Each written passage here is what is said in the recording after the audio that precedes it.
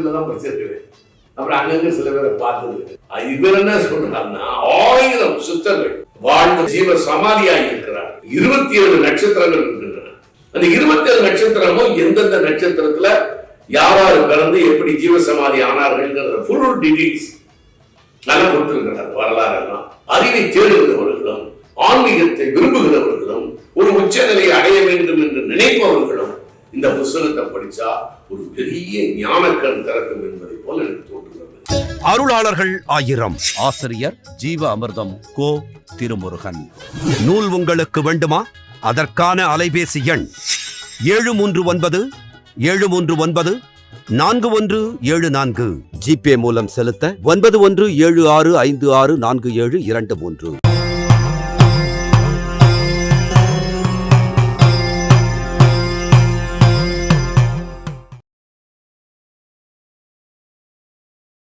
அஸ்தலிங்க சாமிகள்.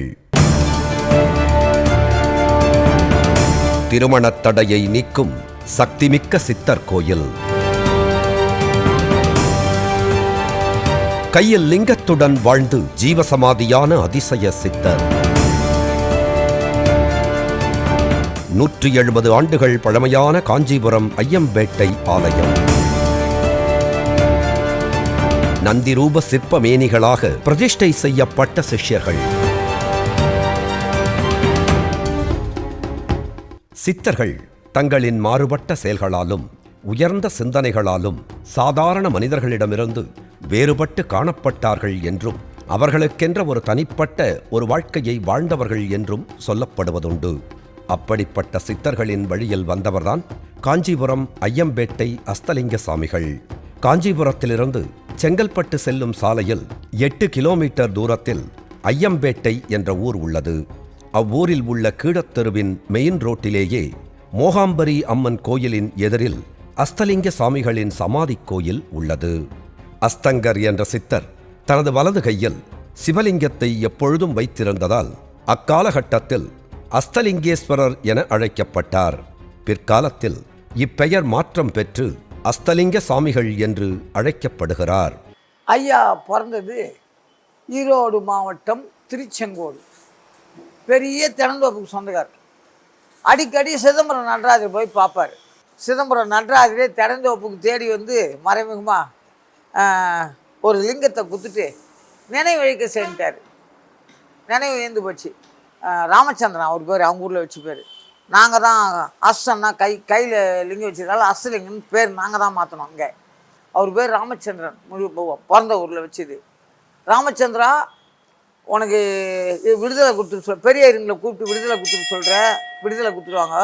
நீ காஞ்சிபுரம் பக்கத்தில் ஐயம்பேட்டைன்ற ஊருக்கு போய் தொண்டு செய்வது நிறைய இருக்குது அப்படின்னு சொல்லிட்டார். இத்தாட வீட்டுக்கு போகக்கூடாது அப்படியே இருந்தால் என்னை இவ்வளோ நாளாக வந்து வழிபடுறதுக்கு காட்சி பார்த்துக்கணும் காட்சி கொடுத்துட்டார். நேரடியாக காட்சி நடராஜர். அப்புறம் பெரிய இருங்க வந்தாங்க, தீட்சை கொடுத்தாங்க, விடுதலை கொடுத்துட்டாங்க வீட்டை விட்டு. அப்படியே விட்டு வெச்சேத்து மாதிரி இங்கே வந்துட்டார். அப்போ இந்த பெரியவங்க கையில் லிங்கத்தை பார்த்தோன்னே மகிழ்ச்சி அணிஞ்சிட்டு இடம் கொடுத்துட்டாங்க. மற்ற இடம் அவருக்கு நீயே வச்சுக்க அனுபவிச்சிக்க அப்படின்னு இடம் கொடுத்துட்டாங்க. நல்லதெல்லாம் செய்வார் நடராஜர். சொல்லி அனுப்பிச்சார் நல்லதெல்லாம் செய்யணும். காஞ்சிபுரம் பக்கத்தில் ஐயம்பேட்டைன்ற ஊரில் நல்லதெல்லாம் செய்யணும்னு சொல்லி அனுப்பிச்சார். இறைவனது ஆணையை சிரமேற்கொண்டு மக்களின் நோய்களுக்கு பரிகாரம், மாந்திரீகம் என்று வீணாக அலைந்து மேலும் துன்புற்ற ஐயம்பேட்டை மக்களின் துன்பத்தையும் நோய்களையும் போக்கியதோடு அந்த மக்களுக்கு தேவையான பல பல நன்மைகளையும் செய்துள்ளார் அஸ்தலிங்க சாமிகள். இதனால் ஐயம்பேட்டை மக்கள் அஸ்தலிங்க சாமிகளை கண்கண்ட தெய்வமாகவே பாவித்து வணங்கி வந்தார்களாம். சாப்பாடு ஓட்டுவோம் ஐபிஎஸ் அண்ணாபிஷேகத்துக்கு. அங்கே ஒரு 30-40 பேர் நிற்பாங்க. குழந்தை இல்லாதவங்க 10 வருஷம் 5 வருஷம். அந்த அண்ணாபிஷேகம் வாங்கி சாப்பிட்டா அந்த அவர் மேலே ஒட்டின சாப்பாடை கொடுப்போம். அவங்களுக்கு குழந்தை இல்லாதவங்களுக்கு மறு அண்ணா செய்வது குழந்தை கொண்டாந்து அவர் துணியை விரிசி போட்டுருவாங்க. நடந்துக்கின்னு வருது. கல்யாணம் ஆகாதவங்க வந்து வேண்டிப்பாங்க. அந்த ஜாதகத்தை வைப்பாங்க. இவர் மடியில் ஒன்று வச்சு தீபாவளி போட்டு போவாங்க. கல்யாணம் நடந்துடும். 5 நாள் நடந்துக்குது, 1 மாதத்தில் நடந்துக்குது. அந்த ஜாதக ஜனாசில் மஞ்சள் தடவி வச்சு ஒரு தீபாவளி போட்டோம்னா கல்யாணம் ஆகிடும். இந்த அஸ்தலிங்க ஐயாவுடைய மகம் என்னவென்று கேட்டால், ஐப்பசி மாதம் பௌர்ணமி அன்னைக்கு அன்னாபிஷேகம் நடைபெறும். அந்த அன்னாபிஷேகத்துக்கு அன்று யார் யாருக்கெல்லாம் குழந்தை இல்லையோ அவங்க எல்லாம் இந்த கோயிலில் வந்து அன்னம் வாங்கி சாப்பிடுவாங்க. அன்னம் வாங்கி சாப்பிட்டாங்கன்னா மறு வருஷம் குழந்தையோடு தான் வருவாங்க இந்த கோயிலுக்கு. அது ஒரு சிறப்பு. யார் எத்தகைய குறைகளை கூறினாலும் தன் வலக்கரத்தில் உள்ள சிவலிங்கத்தினால் மும்முறை சுற்றிவிட்டு திருநீறு கொடுத்து அனுப்பி வைப்பாராம். மக்களின் குறைகள் அத்துடன் தீர்ந்து விடுமாம். எல்லாத்துக்கும் ஒரே வைத்தியம் தான். அந்த லிங்கத்தை சுற்றி கையில் எப்போதும் வச்சிருப்பார். எந்த நிமிஷமும் லிங்கத்தை கை வைக்க மாட்டார். இந்த கையில் தான் சாப்பாடு, இந்த கையில் தான் பூஜை. எந்த நிமிஷமும் தூங்க சொல்ல கூட லிங்கத்தை கை வைக்க மாட்டார். அல்கா வச்சுட்டு தான் தூங்குவார். எந்த நிமிஷமும் வைக்க மாட்டார் கீழே, அல்கா வச்சுட்டு தூங்குவார். அப்புறம் இந்த உடம்பு சீக்கிரம் தான் அவர் காலில் போட்டுருவாங்க. அந்த லிங்கத்தை 3 சுற்றி எலுமிச்சை மயம் சுற்றுக்குள்ள நம்ம எலுமிச்சை மயம் அதே மாதிரி 3 சுற்றி விபூதி சுருக்கு பையில் வச்சுருப்பார். விபூதி எடுத்து விட்டார்னா ஏந்து நந்தே போவாங்க, மாட்டு வண்டியே வேணான்னு. ஒரு நாள் அஸ்தலிங்க சாமிகள் ஊர் பெரியவர்களிடம் இந்த நாளில் ஜீவசமாதி அடைய உத்தரவு கிடைத்துள்ளது, அதற்குண்டான ஏற்பாடுகளை செய்யுங்கள் என்று கூறியுள்ளார். அஸ்தலிங்க சாமிகள் குறிப்பிட்ட அந்த நாளும் வந்தது. 1852ஆம் ஆண்டு வைகாசி மாதம் சுவாதி நட்சத்திரத்தில் நிஷ்டையில் அமர்ந்த சாமிகள் அப்படியே ஜீவசமாதி அடைந்தார். வைகாசி மாதம் வெள்ளிக்கிழமை சுவாதி நட்சத்திரம் விடிகாலம் 3 மணி. பரமசிவர், பார்வதி, நந்தி தேவர், சிவபெருமனே வந்து ராமச்சந்திரா, நாங்கள் வச்ச பேர் அஸ்தலிங்கம், அவங்க ஊரில் வச்ச பேர் ராமச்சந்திரா. சிவபெருமான் சொல்கிறார், ராமச்சந்திரா ஏந்திரு தட்டுறாரு, உன் கடமை முடிஞ்சு போச்சு, இனிமேல் ஒரு நிமிஷம் கூட இருக்கக்கூடாது, என்னை வந்து சேர்ந்துரு, ஜீவசமாதி ஆஞ்சு கட்டளை போட்டார். அஸ்தலிங்க சாமிகளின் வலது கையில் இருந்த சிவலிங்கத்தை எடுத்து கோயிலில் வைத்து பூஜிக்கலாம் என நினைத்து அந்த லிங்கத்தை எடுக்க எவ்வளவோ முயற்சித்தும் சுவாமிகளின் கையில் இருந்த அந்த சிவலிங்கமானது வரவில்லையாம். அந்த லிங்கத்தை எடுத்து அம்மன் கோயிலில் வச்சு பூஜை பண்ணலான்னு பெரியவங்கெல்லாம் எடுத்துக்கிறாங்க. நகம் அந்த கட்டை வரல இந்த வரலை விட பெருசாக வந்து சுற்றிக்கிச்சு, நகம் அதுக்கு மேலே வந்து சுற்றிக்கிச்சு, இந்த கை உள்ளங்கை வந்து ஒட்டிக்கிச்சு கைத்து வரைக்கும், லிங்கம் கைத்து வரைக்கும். கத்தி வச்சு எடுத்தால் தான் எடுக்க முடியும் பொழுது. அவரை விண்ணம் பண்ணக்கூடாதுன்னு சண்டை வந்துச்சு பக்தர்லாம். பக்தர்லாம் சண்டை போட்டுட்டாங்க, அவரை விண்ணம் பண்ணக்கூடாது அப்படின்னு. சரி, கட்சி காலத்தில் வழியாளம் சொல்ல சண்டை வேணான்னு லிங்கத்தை ஆட வச்சிட்டாங்க. வேண்டுதல்களை நிறைவேற்றும் சித்தர்களில் ஒருவராக அஸ்தலிங்க சாமிகள் ஐயம்பேட்டை மக்களுக்கு அருள்பாலித்து வருகிறார். அவரின் நினைவாக அங்கே லிங்கம் பிரதிஷ்டை செய்து எண்ணற்ற மக்கள் வழிபட்டு வருகின்றனர். வைகாசி திங்கள் சுவாதி நட்சத்திர தினத்தன்று அஸ்தலிங்க சாமிகளுக்கான குரு பூஜை நடைபெறுகிறது. அஸ்தலிங்க சாமிகளை வழிபடுபவருக்கு எண்ணிய எண்ணங்கள் ஈடேறுகிறது என்ற நம்பிக்கை அவருடைய பக்தர்களுக்கு ஏற்பட்டுள்ளது. வைகாசி சுவாதி அன்னைக்கு ஐயாவுடைய குரு பூஜை அன்னைக்கு 1000 பேருக்கு அன்னதானம் பண்ணுறாங்க. நான் ஒரு மெக்கானிக் தொழில் வச்சுருந்தேன். கொஞ்ச நாள் உடம்பு சரியில்லாமல் கண் ஆப்ரேஷன் பண்ணதுனால தொழில் விட்டுட்டுருக்கேன். இவர் தெரியும், இவரை வந்து 10 ஆண்டுகளாக தான் எனக்கு தெரியும். இவ்வளோ தூரம் என்னை வச்சிருக்காருன்னா இவர் தான். இவரால் பல நன்மைகள் பட்டிருக்கேன். பல ஆயிரக்கணக்கான பேர்கிட்ட நான் சொல்லியிருக்கேன், இவர்கிட்ட வாங்க, பல நன்மைகள் நடக்குது, நல்ல வேலை கிடைக்குது. இந்த தெய்வத்துக்கு நம்பி வரவங்க எல்லாருமே கை கொடுக்குறாரு. எந்த குறையும் கிடையாது. குழந்தைங்க குட்டியாக நோய் நொடியாவது வளர்கிறாங்க. வளர்ச்சி ஆகுது. கோல் வளர்ச்சி ஆகுதுனாக்கா உலகம் பூரா நல்லா பரவிச்சுன்னா ஜனங்க தேடி வரணும். ஐயாவை நல்லபடியாக காப்பாற்றுவார். எந்த குறையும் இருக்காது ஐயாவை நம்புறது. கிட்டத்தட்ட ஒரு 6 மாதத்துக்கு மேலே இந்த கோயில் ஐயா கிட்ட வந்துட்டுருக்கேன். வர சொல்ல ரொம்ப மனசு வந்து கஷ்டத்தில் வந்தேன். ரொம்ப கஷ்டம். அதாவது வாழ்வா சாவா போராட்டம். எப்படி நம்ம வாழ போகிறோன்றது தெரியாது. ஆனால் எங்கேயோ ஒரு தேடல் இருக்கணும். தேடல் இருந்தால் தான் குருவை பார்க்க முடியும். எல்லாருமே சித்தராக சொல்கிறாங்க.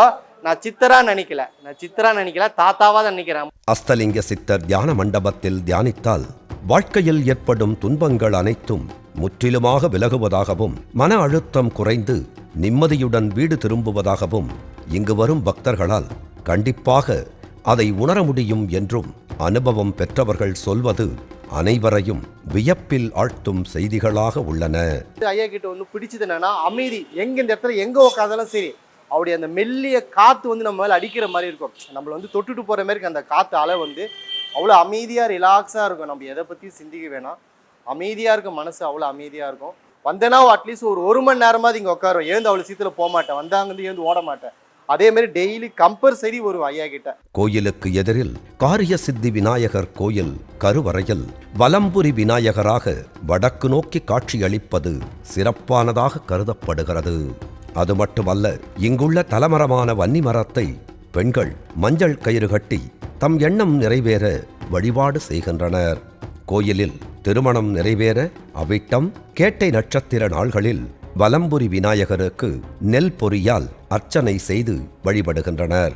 இப்படி வழிபட்ட பலருக்கும் திருமணத் தடைகள் அனைத்தும் நீங்கி நல்ல வரனமைந்து வாழ்க்கை சிறப்புற அமைந்ததாகவும் கூறும் பக்தர்கள் அஸ்தலிங்க சாமிகளின் கோயிலுக்கு மாதம், வாரம் மற்றும் நாள்தோறும் தொடர்ந்து வருவதை வழக்கமாக கொண்டுள்ளார்களாம்.